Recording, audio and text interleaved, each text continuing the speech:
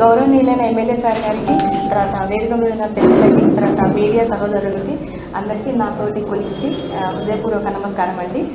ఈరోజు మెయిన్గా ఈ ప్రోగ్రామ్ ఎందుకు పెట్టామంటే, మన డివిజన్లో 7 హాస్పిటల్స్ ఉన్నాయి, 6 ఏమో పిహెచ్సిస్ ఉన్నాయి. ప్రతి డివిజన్కి ఒక్కొక్క హాస్పిటల్ ఉంది. బూరుగుల కానీ, చించోడ్ కానీ, కేశంపేట కానీ, కొందూరు, కొత్తూరు, నందిగామ ఈ పిహెచ్సిస్. తర్వాత కమ్యూనిటీ హెల్త్ సెంటర్ మన గవర్నమెంట్లో కూడా ఇక్కడ హాస్పిటల్ ఉంది పెద్దది, అది కూడా కన్స్ట్రక్షన్ జరుగుతుంది. మోస్ట్లీ ఇంకొక 6 మంత్స్ నుంచి 1 ఇయర్లో అది కూడా 100 బెడెడ్ హాస్పిటల్కి అది ప్రమోట్ అయ్యింది. సో అది కూడా షార్ట్గా ఓపెన్ అవ్వబోతుంది. సో మన ఈ 7 హాస్పిటల్స్ పెద్ద హాస్పిటల్సే కాబట్టి దీనికి మనకి 4 అంబులెన్స్ మాత్రమే గవర్నమెంట్ నుంచి సప్లై చేయడం జరిగింది. అంతకుముందు ఇంకా 2 ఉండే, తర్వాత మొన్న 6 మంత్స్ కిందట ఇంకా 2 శాంక్షన్ చేశారు. సరిపోవట్లేదని మన గవర్నమెంట్కి అప్లై చేస్తే ఇంకో 2 కూడా ఎక్స్ట్రా ఇచ్చారు. సో 4 ఉన్నాయి మనకి. సో మనకు సార్ గారు ఏం చేస్తున్నారంటే, ఈ సర్వీసెస్ ఇంకా సరిపోవట్లేదని ఆయన ఉదార స్వభావంతో మనకి ఇంకొక 4 అంబులెన్స్ మనకు ఎక్స్ట్రాగా ఈ పబ్లిక్ సర్వీస్ చేయడానికి సార్ డొనేట్ చేస్తున్నారు. సో అవి 4 ఎక్కడెక్కడ అంటే బూర్గుల, ఫరూక్ నగర్ అండ్ షాద్ నగర్ కాన్స్టిట్యున్సీకి కలిపి 1, తర్వాత కేశంపేట 1, కొందూరుకు 1, కొత్తూరు నుంచి 1. సో 4 అంబులెన్స్ సార్ ఇంకా పబ్లిక్కి మంచి బెస్ట్ సర్వీసెస్ అందాలని చెప్పేసి 4 అంబులెన్స్తో పాటు ఒక స్టాఫ్ నర్సు, తర్వాత అంబులెన్స్లో ఆక్సిజన్ ఫెసిలిటీ, ఇంకా దాని అంబులెన్స్కి కావాల్సిన మెడిసిన్స్ అన్నిటిని సార్ ఆయన డొనేట్ చేస్తున్నారని చెప్పేసి చేయమని చెప్పమన్నారు. అందరికీ నమస్కారం. విద్యా వైద్యానికి ప్రాధాన్యత ఇవ్వాలి కాబట్టి విద్యకు ఆల్రెడీ ప్రభుత్వం ద్వారా జరుగుతూ ఉంది.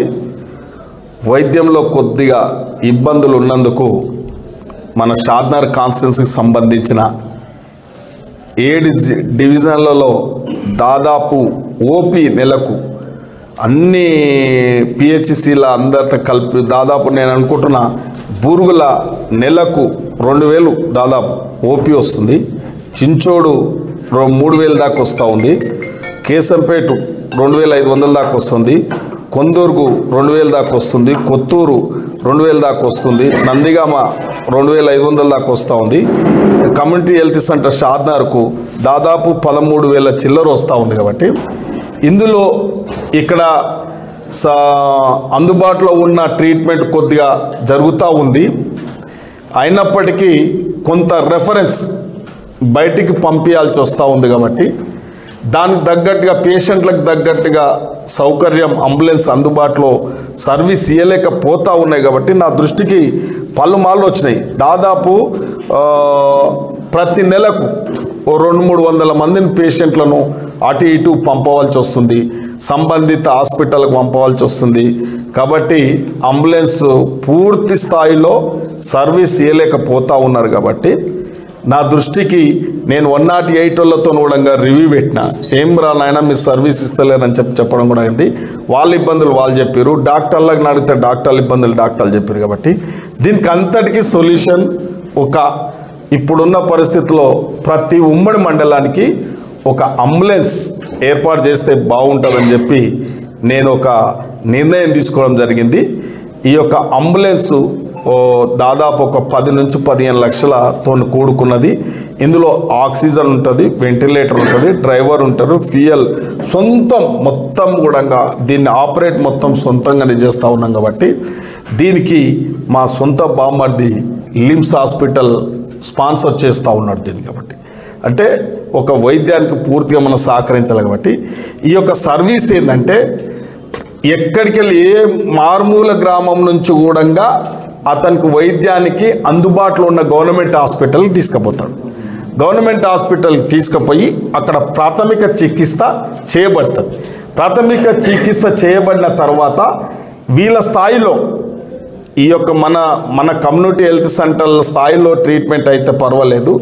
రెఫరెన్స్ చేస్తే అది ఉస్మానియా కావచ్చు, గాంధీ కావచ్చు, ఇంకెక్కడైనా తీసుకుపోవచ్చు. సంబంధిత హాస్పిటల్కి ఎక్కడ తీసుకుపోయినా ఈ యొక్క అంబులెన్స్ అక్కడ చేరవేస్తుంది. ఏ ఒక్క రూపాయి తీసుకోకుండా ఉచితంగా చేరవేస్తాము.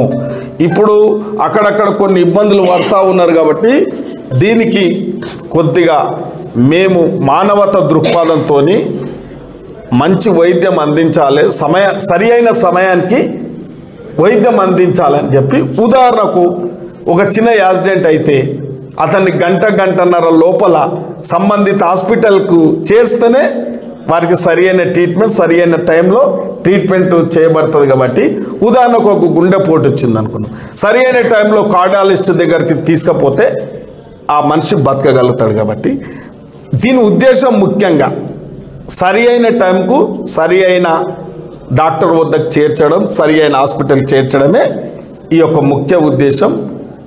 మీ అందరి దయ వల్ల ఈ యొక్క కార్యక్రమం తీసుకోవడం జరుగుతుంది. కాబట్టి నేను డాక్టర్లను కూడా కోరుతున్నా, ప్రెస్ మిత్రులను కూడా కోరుతున్నా, మా నాయకులను కూడా కోరుతున్నా, మనమందరం కలిసి ఈ యొక్క సేవలో పాల్గొని మీరు కూడా ఎవరైనా మీకు కూడా ఫోన్ వస్తుంది, మీకు కూడా సమాజంలో మీరు కూడా సేవాభావంలో ప్రతి ఒక్కరి నాకు తెలిసి షాద్నాల్లో కూడా అందరు అత్యుత్సాహంతో ఉంటారు. ప్రెస్ మిత్రులు కూడా ఏదో వాని కోసం ఏం చేయాలి వీని కోసం ఏం చేయాలని ఉంటారు. కాబట్టి అందులో మీకు కూడా దాదాపు మీకు కూడా 10 రోజులకో 15 రోజులకో ఎవరైనా ఫోన్ కాల్ వచ్చినా దానికి అందుబాటులో ఉంచే బాధ్యత మాది. కాబట్టి అందరం కలిసి మన షాద్నగర్లో కొద్దిగా వైద్యంలో మెరుగులు తీసుకొస్తాం. అక్కడక్కడ ఇబ్బందులు కూడా అవుతూ ఉన్నాయి.